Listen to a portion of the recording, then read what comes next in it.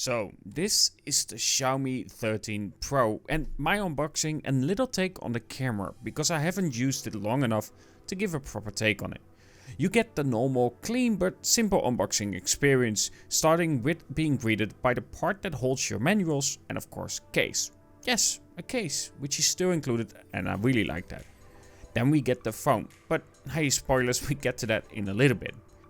Below that you will find your charging cable, which is connected to your 120 watt charger that is included, unlike many other brands sadly. Well done Xiaomi for delivering that. Really appreciate it when you pay a lot of money for a phone that you actually get the things that you need with it. So back to the phone, because at the end that's what we're here for. And yes, I do have it in black. While this is harder to film, so far it seems to be a bit more resistant to fingerprint marks, unlike some other glossy phones that I've had in the past. Maybe this is because the back is made out of ceramic instead of being made out of glass, which by the way does feel amazing and high quality. Now we can discuss the specs for a second, but we mostly know them. It comes with the Snapdragon 8 Gen 2, 12GB of LPDDR5X RAM, and my version has 512GB of UFS 4.0 storage, which is lovely. Then of course we have a 4820 mAh battery, charging up at 120 watt with the included charger, and of course 50 watt of wireless charging and 10 watt of reverse wireless charging. We have a 6.73 inch display with of course 120Hz refresh rate, and it's an E6 panel, meaning that you have adaptive refresh rates between 1 and 120. The peak brightness in sun is 1900 nits, and of course it runs on MIUI 14 based on Android 13.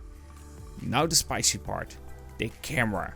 Yes, it comes of course with the Leica branding, and there's a lot to talk about, but I will do a separate video for that because I really want to make a separate video focusing on cameras for a lot of phones, especially phones like this. But let's go back to the camera. It comes with this amazing Sony IMX989 1-inch sensor, and of course that's a 50 megapixel sensor and an f-stop of 1.9.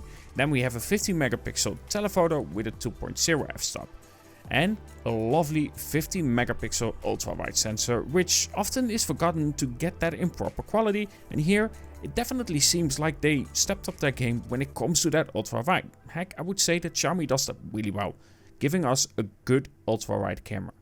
Again, how much you can play with this camera will come in a separate video because there's just so much to discuss and a lot that I love. Though if I would say I can give one feedback at the moment, and that is that shots can be too contrasty. This is more in those situations where the weather is grey and rainy though. I will say in a normal sunny day it's far less noticeable that it does go for a more contrasty look. But so far testing it, I love the experience. I love the possibility to play with it and it feels endless, and probably one of my favorite is black and white, and of course the film effect. Black and white looks stunning. And then I had to take simply shots of people sitting there looking at the sun, just enjoying nature, and it goes a little bit against my nature because one, I feel like you always need to ask. If you're getting close to those people and just taking images, I feel like you should ask.